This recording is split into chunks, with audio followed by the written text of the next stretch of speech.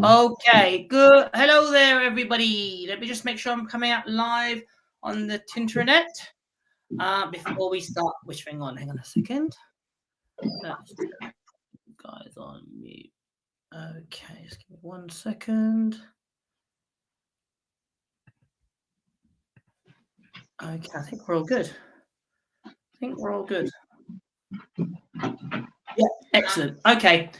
Hello there, everybody. Hopefully people will start joining. Thank you very much, obviously, for those that have shown interest in the Bad Dog Academy. So as per each week, we're doing a little training get-together with myself. Today we've got the fantastic Sean Brown from Pets Aside, Britain's most sexiest dog trainer, and the mother of Border Collies, Jo Kay, to join me from Spanish Dog Trainer. Oh, go on. What are you going to flash, Joe? Well, hang on a second. This turned left real quick, Joe. Yeah. Yay! Sorry, enough. Tell us the backstory, Joe. Who did that for you? Craig, the hubby. He'd seen what Vic had said about the mother of Border Collies in one of those reels, which was great. I absolutely loved it. And yeah, he rocked up yesterday with a look what I've done. Oh, bless him. Very cool. Well, Sean didn't need t-shirt because he's already got those tattooed on his forehead, like sexiest. If I get a shirt with my nickname on it, yeah, I think people will be let's not go there. Yeah. Oh, well, okay, guys. So obviously, week 3 of the Bad Dog Academy was on Thursday 8 p.m. and we saw 3 cases which we thought we'd just elaborate on, obviously answer any questions that you may have from the episode. I know there's lots of questions that have been asked on social media, and also to announce the winner of the Joe, help me out. It's a Rulo. The Rulo. So I forgot the name of the person that will win it, and then we'll obviously feed that back to the team at Play 9 World, and they will get that off to you. So hopefully, if you haven't had if you didn't see last week's chat that we had as trainers, where we had a fantastic enrichment toy that we were giving away for anybody that tagged the Bad Dog Academy and told us one thing that they took away. And thank you very much for those of you that have done that. Anything that we can do to get the word out and the message out about the show is fantastic. So Thursday's episode saw 3 different cases again. So first off, we started off with Sam and her 2 St. Bernards that were chronic pullers and somewhat of a liability. Then we had the Old English Sheepdog, who was somewhat of a menace to in their home. And finally, we had the little Cross, who'd been subject of an ASBO. So we're going to go through each of those cases and answer any questions that you may have relating to the episode. There's been several reoccurring questions. So again, just to reiterate the format of the show. The first one is how much time that we have with the dogs. So Joe, do you want to just let people know? Because I think they'd be surprised. Well, it varied, didn't it, each day? But we basically have the dogs for a day.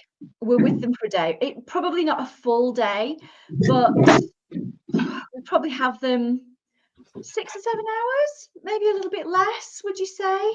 I'd say less, because by the time the dogs were probably on location for about, I'd say 6 hours. But then we would factor in, we would have to do obviously the work with the owners, and then we couldn't work the dogs solidly for that time. So I would have said, realistically, probably about at most 3. Would you say the same, Sean? Yeah, I mean, especially to be fair, the St. Bernards were quite good, but a lot of the dogs you were then doing like decompression work. You're just sitting with them, especially Dougie. I mean, like it wasn't on the show, but we did a scene together with Dougie, and I mean, the windows that you could work with them are small, you know, and how long you had to just sit with them and get the trust, and you build up and then work out what's the problem. So, yeah, I mean, you probably get to work the dog for about, I would say, like 2 hours. Yeah, like, you're with them for a long time. Work the dog with like breaks. Yeah, and then the thing about with these dogs have all got. They're not like what my dogs are, like say Kamal's or Joe's dog. They're not like really well trainable dogs that have got like crazy drive, loads of patience on them. can be work, can handle certain stresses and overcome them. These are dogs that obviously need training. So you're limited in how many reps you can do, what work you can do, how quickly they decompress, how quickly you can go up the gears with them. It's the whole thing's just a challenge, isn't it? Yeah. It also depended on the problem, because if you had a dog that was actually quite social, like Lotso Bear was, the support trainers could give those dogs decompression time, take them for a walk, make sure that they had enough to eat and were comfortable and had rest time. But if you had dogs like you had with Ghost and like Dougie this week, they're very complicated dogs, and you couldn't let another person, by the time you'd gone to the time to build up a relationship with the dog, you couldn't let, like, I couldn't let someone else take Dougie. Yeah. So it was. Do you remember? And it was the same with Marvin from the first series, wasn't it, Joe? Once you'd created that relationship with him, you couldn't just hand him off to anybody else. And obviously, in this series, Joe was working with both the dog and the owners. Sean and I, obviously, it was like different dynamics. I would primarily work with the owners, and Sean would work with the dog. And obviously, there was a couple of instances where that overlapped. But that was a bit different this year round. So it means that the training time, certainly for Joe and Vic, was a lot less than probably even last year, really. So the nice thing was that they had like dog chaperones on this year. Yeah. So they had someone from their family that the dog knew that they could be with whilst Joe had a break or whatever. It is just it's like we've said on the other ones, everything you see is real, and it is just we're trying to show people the way forward, and it's how quickly can you show them the best, like basically the light, isn't it? It's the quickest way to work out the dog, and how do you then move forward that'll get the results to show these people that it's possible and give them some hope. And you don't have a lot of time. I mean, especially the trainers that are watching this, that dogs, they will just fall off a cliff with fatigue. And so you've got your camera crew watching you going like, oh, can we get a few more shots? And you got to go, no, the dogs, the reps, if you didn't get it in these reps, you ain't getting it again, because that's just done type of thing. Just it is a challenge. Definitely. And it's, as you know, Joe and Sean have said, a lot of the dogs haven't had any experience of being trained before, so we have to start literally from the ground up. So that was definitely a common question. The other common question was obviously about post-help and prior. So all the dogs are required to have a veterinary exam to make sure there's no underlying physical issues with the dogs. And obviously, if there is anything that we felt was going to be compromised on the show, or the dog's health or welfare or safety could be at risk, we would veto it. So every single case was gone through with a fine-tooth comb.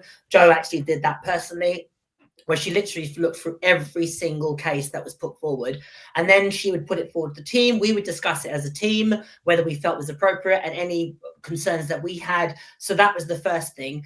Obviously, several people have picked up on the fact that Ghost had a cherry eye. So the discussion beforehand, we knew that was the case, and he was due to be operated on, and they obviously wanted to get help with the dog. And it was discussed with their vet, who felt that it wouldn't be, it's not a life-affecting issue, or certainly wasn't that instance. So therefore, they felt that, okay, he could do the show first, and then he was due to be operated on. I think it might have even been the week after, or it was very, very quickly after. So it was well within the management of what they had for him. And some people might say, oh, well, was he in pain to then link with the reactivity and stuff? He was shown it before he had the cherry eye. We went through all this, and it was essentially he was just waiting to get the operation done to get it sorted. Yeah.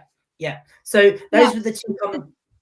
I was going to say something else on health. I don't know whether you're going to come to this, Kamal. I don't know if you're even aware, actually. But someone has asked about Dougie. I've seen a few questions online about Dougie on social media, and what didn't show up in his health check, because he had a full health check before he came, about 2 weeks after we'd finished filming, Dougie actually had a seizure. Oh, wow. Yeah, so what we have since learned is that he's epileptic. He has idiopathic epilepsy. For those people who don't know what idiopathic means in a situation like this, idiopathic means we can't explain it. There is no apparent underlying cause, but he had a seizure about 2 weeks after. Had another one, and epilepsy is very difficult to diagnose. There isn't a blood test you can do to say, oh yes, this dog has epilepsy, but the way it is treated is once a seizure has occurred, usually more than one, medication is then trialed to get the seizures under control, which has also been done for Dougie, and his seizures are under control.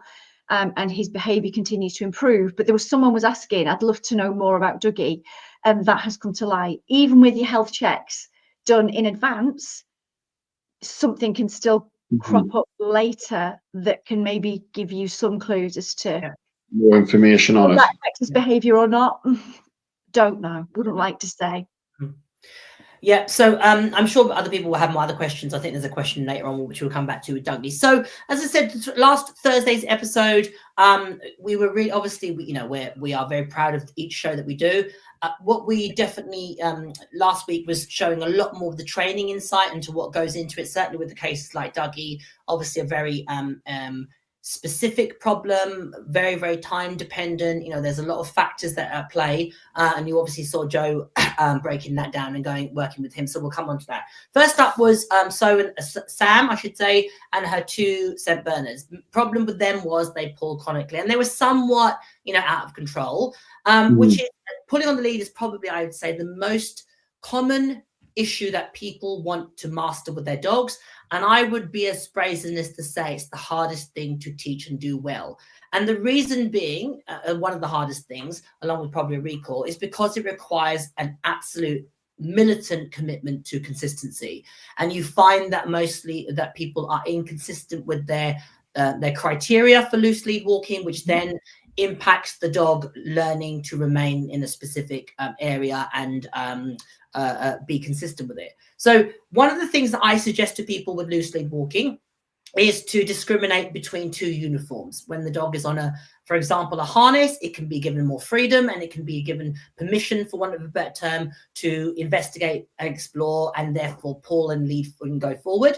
And then if you have a flat collar, which is what I teach my dogs on, then the criteria is the dog has to remain in a certain specific area and also to use a specific cue to discriminate the teaching initially. And then you can decide which one long-term that you want to use. Obviously, you need to be mindful of consistency. So if you have created the criteria that the dog can pull in a harness, it might be long-term that your dog remains on a flat buckled collar indefinitely. So that's definitely something that can help you to overcome loose lead walking. Second tip that I would give is make sure that you start it in an environment that has minimal distraction. So first off, just start in your living room and then see if you can master walking around your home with your dog walking by your side, and then gradually add distractions in that environment before you try and take it out in the big wide world. Where often loose lead walking is challenging for people is they want the dog to walk loose lead without putting in that foundation, i.e. they get their puppy and they walk it down the road, and the puppy will probably not naturally pull at that point because it's might be a bit insecure.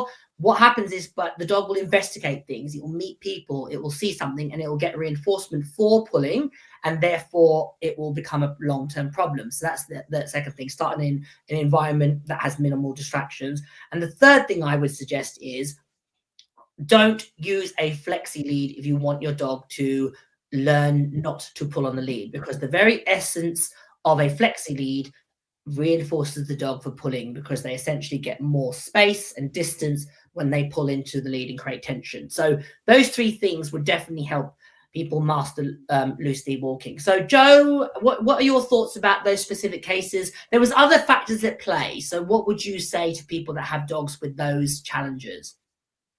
So with I'm guessing you mean for Dougie, or do you mean for just? No, sorry, the 2 St. Bernards. Do you know what? I've loved listening to you talk about your tips for loose lead walking, because I look up to you a huge amount as a trainer, and I've just sat here feeling smug because you just said everything that I tell my customers. So I'm like, I say that. I do what he says, which is brill. I think also when it comes to things like loose lead walking and recall that you quite rightly mentioned, I think that relationship building is really, really important. I think that your dog needs to trust you, but I think it also needs to want to spend time with you.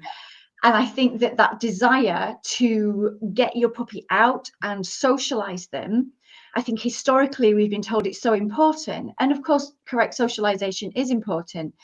But I think it's been made into this huge event and the most important thing for your puppy, that I think perhaps those relationship building blocks are being forgotten a little bit. Yeah. So I think building a relationship with your puppy, spending time, or your rescue dog, spending time with them and building a bond between the two of you, and building that focus of all the good stuff comes from me, will help both with recall and with loose lead walking. Relationship before everything else. I think training, I agree with you. I think loose lead walking is one of the most difficult things to train.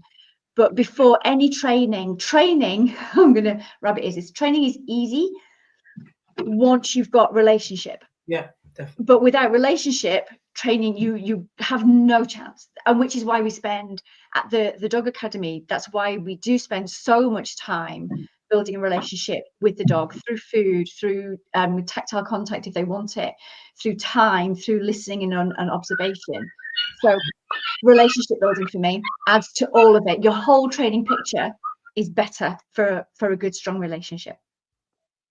How about yourself, Sean? Any tips for that case? The only things I would really add is potentially when you do get your blueprint, the foundation where you've been doing it in your house and then in your garden, give yourself a chance when you start doing it. So I always tell people to work backwards on their walk. So if your walk was, you kind of go out your house, around the block to a field, let them off, and then you walk back. Start your loose lead walking on your designated harness or whatever you're going to do with. Do that on the way back. Don't try and make your blueprint and then leave your door and go, oh, it's going to just work now like magic. Then once you've done that, then try and implement it halfway through your walk, just after you've started the walk, and then do it at the start of your walk. So like kind of work backwards where the dogs have like learned to calm down a little bit and engage them. Boundary stuff, just general control in the house. I call it name reflex, a check-in, a look. Basically response and reactivity to you and your communication with that dog, which is what Joe said about relationship building. Because I mean, even with the two dogs we do in the show, it's all about the loose lead walking that you see. But actually, we did a lot more with that, and you can see on some of the videos when she was at our house, the dogs kind of had a free rein. And why would, if a dog has a free rein in the house, and it can do whatever it wants and you have no control over it, why would you then think that you then get control on the lead outside? Why you then put like rabbits and cats and smells and all this around it? So look at your foundation work. Whenever people come to my company about leader work, before we even look at the lead, we just look at foundation stuff and see what do we have in place already, to then, because 90% of the time, like Joe said, you work on your relationship, you work on that control, the leader severity probably drops by 50% anyways. Yeah. And then you go into the training and kind of refining it from there. That's all I would really say on it. Yeah, absolutely. And, you know, a shout out to Caesar, who was on that case, who's passed away, unfortunately. Yeah. It was lovely to see him on that particular situation, really. He was such a great boy. So shout out to him, wherever you may be. So it was nice. That's the nice bit about the show, because obviously dogs that we had and at the time were involved. So it's a nice little memory, certainly for us. Yeah.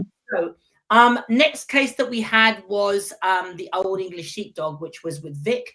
And it was essentially the dog was getting really excited and over aroused when the owner's daughter, the owner's father came to visit her.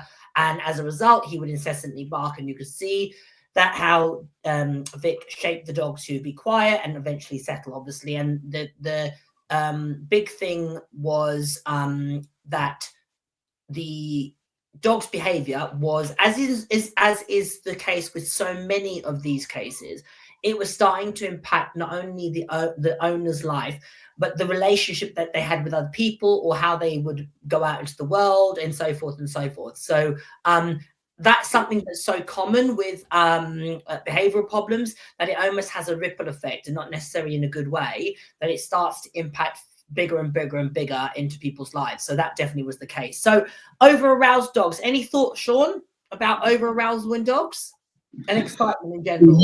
It depends. No matter if it's from a puppy or a rescue dog, look at your, like, in general, impulse control work, because these spread across everything in general, and enrichment as well, because we talk about enrichment a lot, and a lot of people think about enrichment as enrichment for the dog, which it does. It's great for them.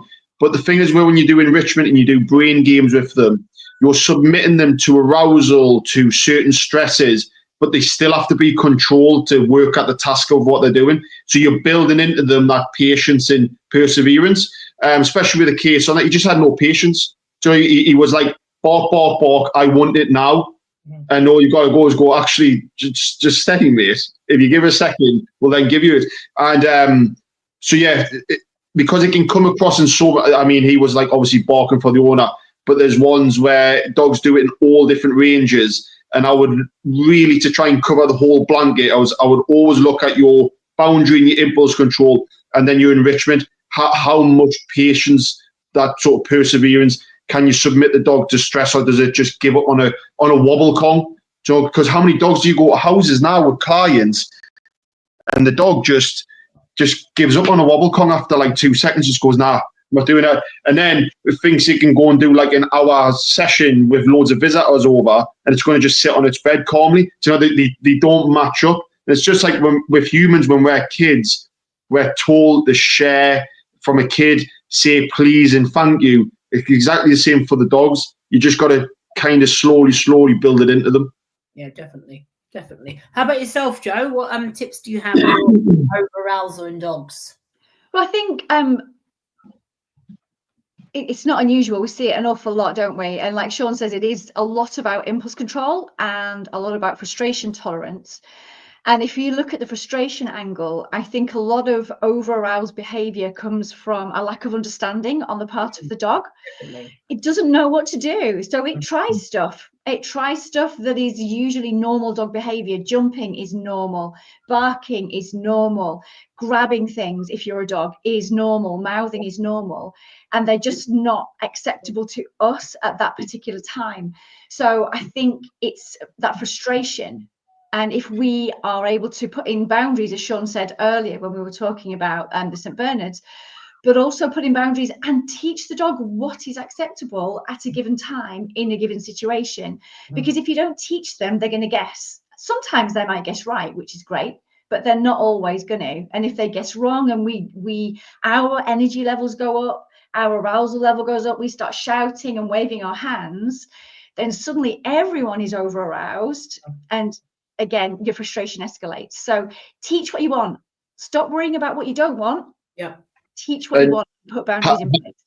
How many people have you came across? And there might be people watching this that find it as well, where they'll say, well, do you know what? I had 3 spaniels and they were all fine, but this spaniel, I just took the biscuit. And what that is that your lifestyle has naturally matched their personality. However, it's when the personality's fitted in and you've managed to get away with it. And then this one is just, it doesn't match in it, and it'll push the boundaries that you don't want it to push, essentially. So that's why the actually putting active training into them key impulse control and the patience and the perseverance and frustration control is essential, really.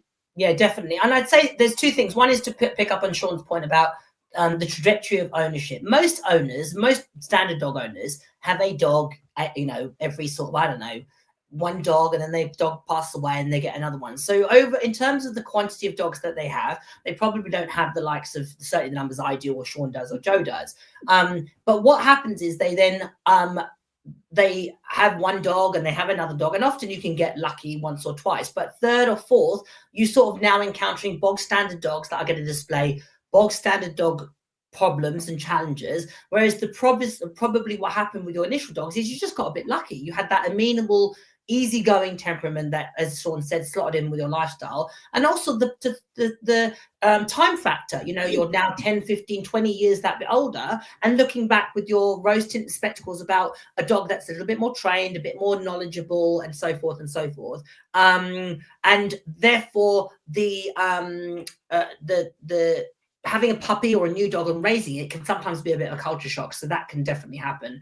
The other thing I would say about arousal in dogs in general is I have a general rule that if there's a trigger point, for example, when I come back from being out, or if I am getting up in the morning, I don't make a big excited, oh my God, I'm glad to be home, etc., about my arrival back into that space.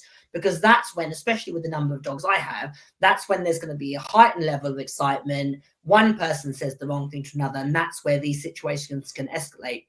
My pattern of behavior is, if I come out back from being away or out or etc., everything is very low key. I let the dogs out, they moosh around. You know, I might have scattered some food, or they might go and do whatever they do, and then I very quietly go and interact with each of them individually. I don't create that frenzied excitement, because that's where it can become a trigger point, and then that's when you can get long-term problems, as we saw with the Old English. So just some pointers there about dogs that have arousal issues. So the final case was where Jo worked really her magic as only Jo can, with Dougie, the little crossbreed that had a current ASBO.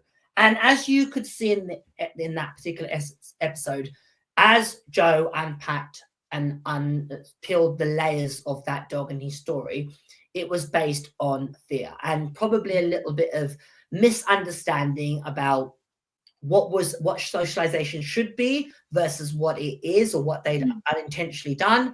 And as a result, the dog seemed a bit overwhelmed, and his only way of communication was to use a level of force to create distance, or to say that he was uncomfortable in a situation. And my takeaway, certainly watching Jo work, was the owners having the connection of advocating for their dog, which was, to me, was just like gold. And that's what more people should be really thinking about, and not feeling that your dog has to be all things to all people. You know, I don't encourage people to say hello to my dogs, and I don't, if you know, very kindly, you know, it's lovely that they want to say hello, and some of my dogs would love to have that, but thinking about the greater picture, there's going to be times when people don't want my dogs approaching them. So I just have a policy of not encouraging that unless it's in a control situation or on cue. So don't be afraid to advocate for your dog, and try to look at the world from your dog's individual perspective, and also understand the difference between what is a socialization and what is appropriate socialization. So that's my specific thoughts about that case. So Jo, over to you. How was that for you, and what would be your sort of added tips about that type of case? So he was quite a complicated little dog, wasn't he? And it was a very emotional case for me, because he just was so frightened. And I think when you're a trainer working with dogs like that, it's very easy to get emotionally involved with them. But trying to step away from that and be objective, I think that, yes, your point about advocating for your dog is absolutely valid. And I try and start that early, you know, with my puppy clients, my puppy class clients. I will say to them, you know, you don't have to let people speak to your puppy. Mostly, to be honest, to prevent things like we were talking about earlier, pulling on the lead and jumping up at people, just so that puppies can learn to greet more appropriately and with a little bit less enthusiasm. But I think the big concern and the big confusion is to do with socialization. And as soon as the dog starts to exhibit little bits of fearful behavior, so maybe hanging back, not moving forward to greet people, being a little bit hand shy, maybe having a growl, I think the gut instinct for most people still is that I must socialize more. I must do it more. And the dog ends up flooded. The dog's communication is not listened to, and it's no one's fault. They don't know, and the communication is so quick that you miss it. If you're not looking for it and you don't know it and you don't work with it all the time, you miss it.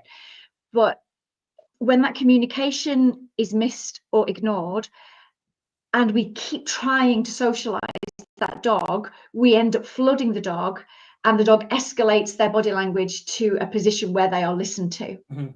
And that usually is where they're lunging and growling and sadly, in Dougie's case, biting. Yeah. And I think the thing is, just take a moment. At the moment that you think your dog is not being social and should be, take a beat, step back a little bit, and just for a couple of weeks, maybe, just ask for less. Give them a break from having to be highly social all of the time. Yeah. Social does not mean being touched by people or other animals. Yeah. So I think in that moment where you're like, I must do more because my dog's not enjoying this, so I must make it enjoy it.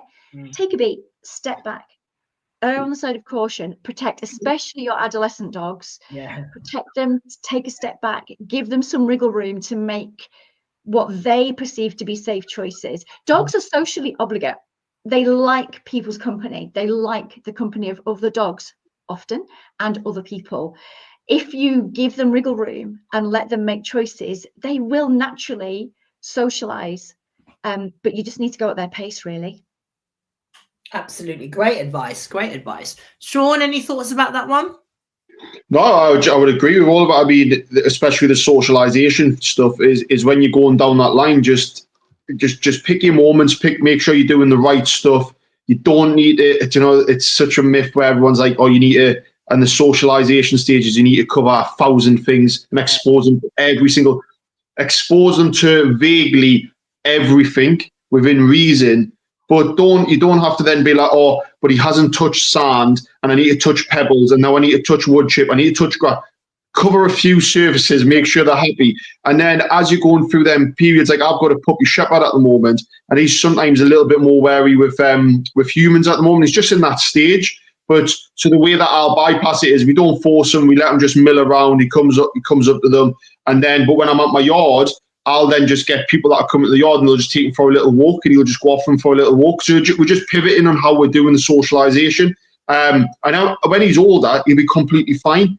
It's natural for them at certain stages to be more wary, to be more preserved back. Don't then just grab them and go like, I'm just going to chuck you in with people constantly, because that heightens that basically sense to be like, oh my God, I need to pull back even more. And if I can't pull back, I need to do some sort of response. Yeah. And that's all that. I think the frustrating thing was on your case, Joe, was they had actually went over trainers, and I can't stress it enough. When people are looking for trainers, go to just pay the money and go to really good, reputable trainers, because that would have been solved. And it's yes, look, he's not going to be a party dog, right? That like was in parties, but there is no way that he could have been managed not to be biting people and lunging at people. And he has.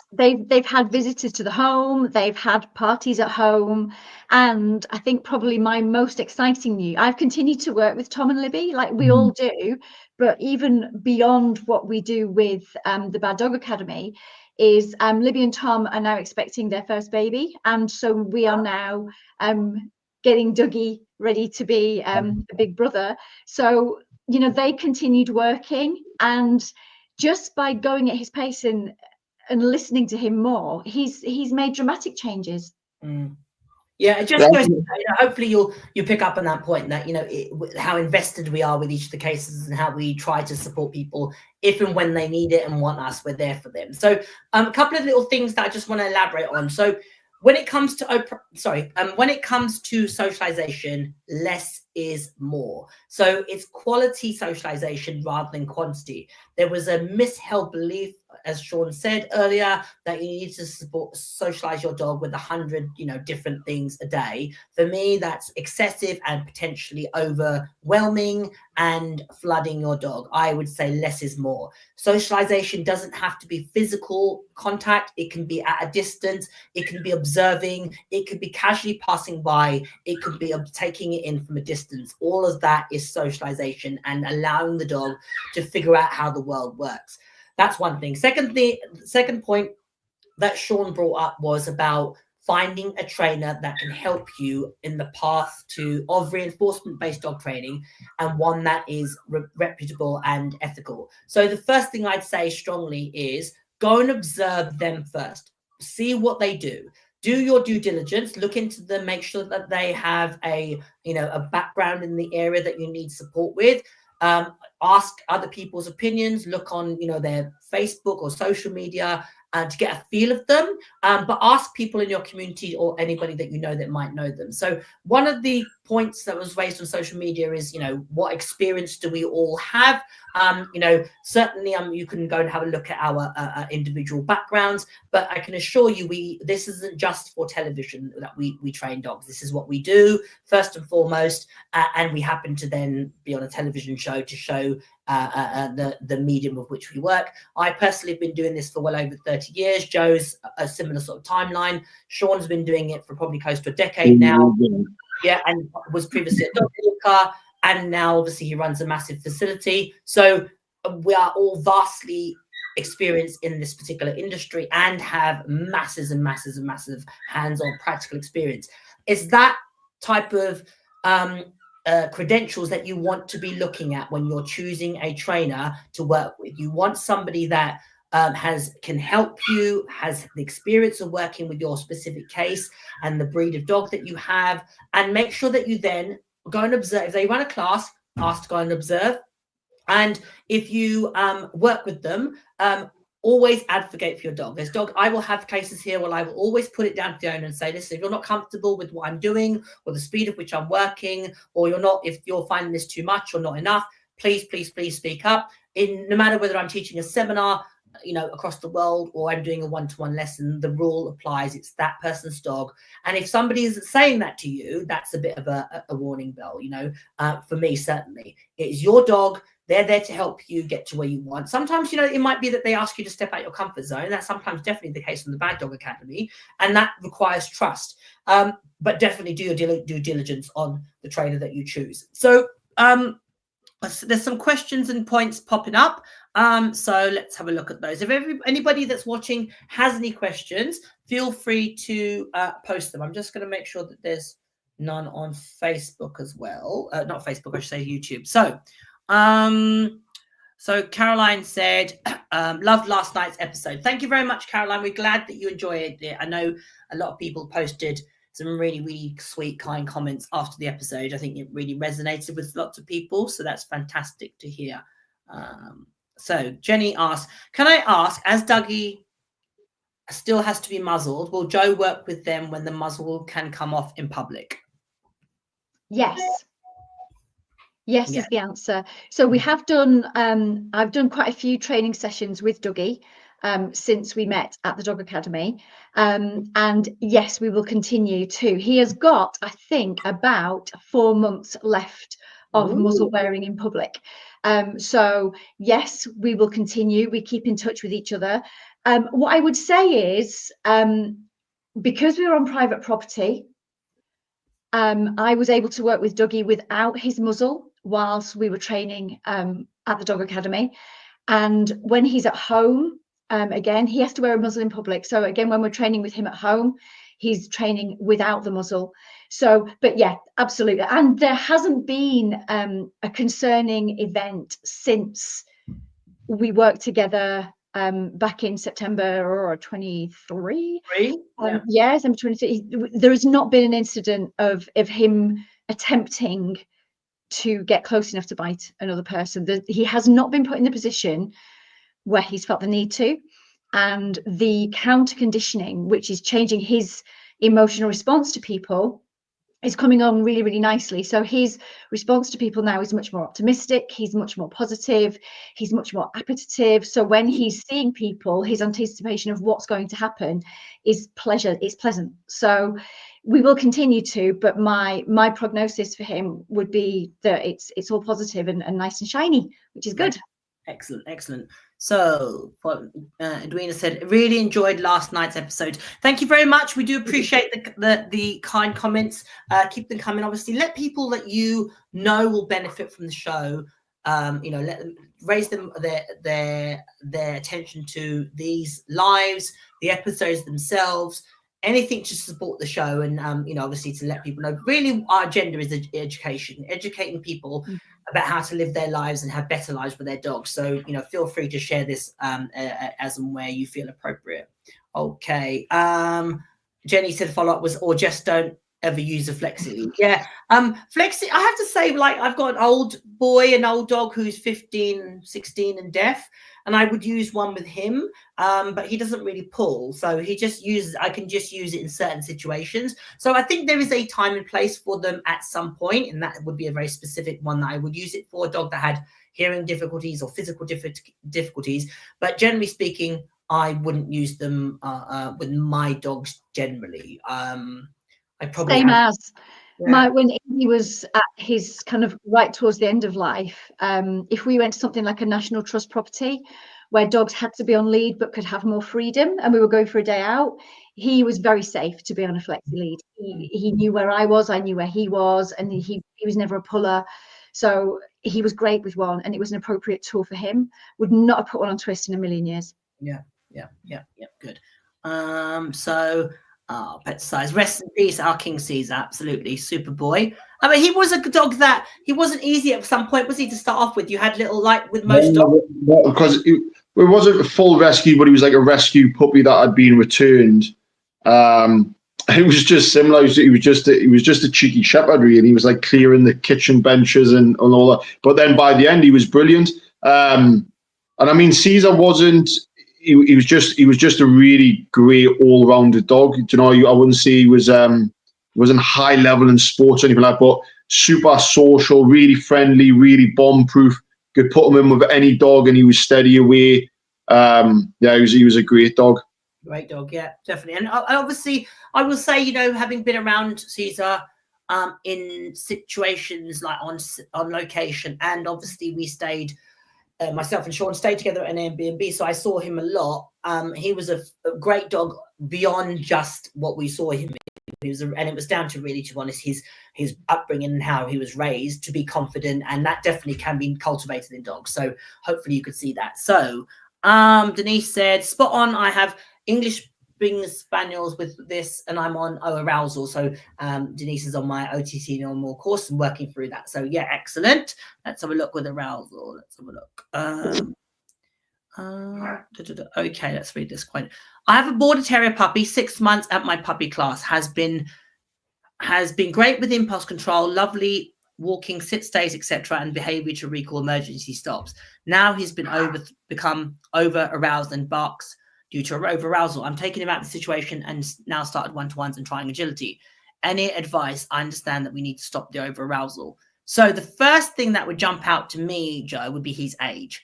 So 6 months, he's entering adolescence. If it's a male, that could be a hormone surge. So often you will find that they, you know, go from being, you know, super focused, learning all their stuff, and then going, do you know what, screw you, mum, I want to go and hang out with my mates, read dirty magazines under my quill, and, you know, do wheel spins in McDonald's car park. Not that I'm speaking from experience, but nonetheless, I've heard these things. Sean told me. So it's definitely a phase that will pass. I personally would say agility wouldn't probably be an avenue I would choose at this moment for the dog. Not saying he can't pick up later on, but I certainly wouldn't want to be dousing fuel on the fire with a dog that had the potential to be around. Personally, I would definitely do one-to-ones. I would definitely do focus games. And I'd do something like nose work if you find that scent work would be my go-tos. It is a phase that will come in between the ages of 6 to 10 months. Adolescence can occur when you will see lots of peculiar, strange, unwanted behavior, ranging from anxiety to aggression to thrill-seeking behavior to pushing boundaries. It all happens in adolescence. Key thing is go back to basics, be patient, be kind, and be persistent would be my words of advice. How about you, Sean? Go on. I'm just going to say also, just have a look back through your daily pattern with the dog, because what normally happens is we get a puppy, we do stacks of training, we build up duration on it, and then we might add in a few distractions, this, that, and the other. We think we've cracked it, and then we ease off and we start giving things quicker and quicker, and the dog is actually starting to lend demand from us, and they're starting to lose that patience. So just go back through your daily routine and just add in a bit of duration. Just through general life is the best. I'm not a huge fan of putting hour sessions aside each day. I just like little 1 minute blocks throughout an entire day, and just gain a bit of that control of, no, you will sit a little bit longer again. You will wait for this. You don't snatch at this food, whatever you're doing in general, just to bring in a bit more of that impulse control and just get a handle on that arousal. Yeah, definitely. How about yourself, Joe? Any advice about that one? That's first of all, that's quite an impressive list of things for a 6-month-old puppy to have learned. So not much. Yeah, that's a lot. That's a lot. For me, I would say do less for short duration and be really consistent. Adolescence now is the period at which you have got to really knuckle down and be absolutely consistent. Trust the process that you will get your lovely, well-trained dog back at the end of it. Yep. But do less, short duration. And agility, I agree with you, Kamal. I wouldn't. Physically, he's too young anyway. Yeah. But even if you're doing puppy agility, I think that's going to ramp his arousal up. So I'd go the other way. I'd do less. Yeah, definitely. Yeah. Okay. And you're not alone. I was at the field the day with my shepherd, and he was parading around us with his tennis ball. I could not get him back. So don't worry about it. It will come. It will come. Yeah, absolutely. So, 2 more. Let's have a look. So, what's your trainer's thoughts on hand feeding the dog's main meals? Could this help with recall? So, personally, I'm a big fan of hand feeding. That doesn't mean, just sitting there with a silver platter, but allocating the dog's meals and investing in what I call the 5 E's. So, enrichment, exercise, entertainment, emotional stability, and education. Investing in those throughout the day. So it might be that you allocate some of the food and you deliver it in a enrichment toy, like the one we've got to give away shortly. It may be that you use it for training treats, for rewarding a recall. It may be that you do use some of the dog's meals for reinforcing good behavior about other dogs and so forth. So definitely, I'm a massive advocate of hand feeding my dogs their meals, especially coming back to the previous point, in adolescence. So yeah, definitely I would. How about yourselves? You too? Same all the time. And sometimes when you're doing it as well, do like random check-ins. So just when I normally just say it owners, depending on what you feed, and have like a little pot on your side of your bench. The dog's in the living room with its toy. Just grab a little sneaky handful, and as soon as the dog comes up to you, just feed it out with your hand. So I know we're talking about recall and more of like an active thing that we want to happen, but actually by doing hand feeding, where it's just naturally getting the dog to check in on you, helps with that bond, helps with the responsiveness. And yeah, so just play with it. Do as much of it as you can, and so much variety is good as well. How about yourself, Joe? So I am a fan of using a dog's food for training, and I'm a fan of hand feeding. But I also really like the idea of my dog being able to have a significant amount of food in a bowl to just sit and eat peacefully and get that lovely feeling. Like, I love my food. I really like my food a lot. Well, I'm starting to get hungry now, so there's going to be hangry coming on any now. But so for me, the enjoyment of sitting down with a meal and having that lovely satisfied full feeling feels good. So hand feeding, yes. What I recommend for recall with my puppy clients is each mealtime, grab a handful. And I will do some check-ins, as Sean has mentioned. I'll do some name games, some name recognition with maybe, I don't know, I get 15 pieces of kibble out of the bowl. So I'll spend 2 or 3 minutes doing some training with the food ration, specifically perhaps on recall. But then I'm going to give you the rest of your meal from that bowl so that you get that nice yummy feeling, because I think that's quite important and I like it. Yeah, definitely. So hopefully that's given you some advice there on the various cases that we had from last week's episode. One final comment, which is little Miss Eves was overjoyed to see her Uncle Shane on the show last night. She's she was fast asleep, but yeah, it's great. I tell you what was asked about that I've seen quite a lot online. Sorry to interrupt you, Kamal. Muzzles. Quite a few people have talked about the muzzles that they're seeing on the TV, about the muzzles that Jack and Harley were wearing last week, and the muzzles that Dougie was wearing this week. Please understand that with regards to equipment, the dogs arrive wearing equipment that they are familiar with. And we do give out advice on which type of muzzle is most appropriate for that dog and how to train it effectively. And we give them recommendations of where to get these muzzles from and what we would like the dog to be wearing. Same with the other equipment, things like collars, harnesses, long lines, leads, all those things. So please rest assured that as well as dealing with the problem that their family has come to the Dog Academy with, we do give out bucket loads of advice. And we're so lucky. I know Sean You had some harnesses were given to you for your Yeah, dog. we were using rough wear for some of our especially some of the bigger dogs and like dogs like Ghost, because I mean, I think it's on the show as well. They say that he slips out of the harness. Yeah. So we obviously we put him in a proper harness, but likewise you have to be careful with it, because with the muzzle, if you had changed his muzzle, you might spend half the day just getting them used to the new muzzle, and we don't actually get any. So sometimes it's kind of pick your battle on the day, and then we do a lot of the work off the screen with them. But rest assured, we recommend good quality, ethical equipment all the time. So please don't worry about that. When you see muzzles that you're like, oh, I wouldn't use that muzzle, rest assured that advice is definitely given on all of those things. Yeah, absolutely. So thank you all for your questions and your participation. So without just before we go, so I will tag them in this post. So the person that was drawn out to win the enrichment toy is Patricia Patterson. So I will reach out to you, Patricia.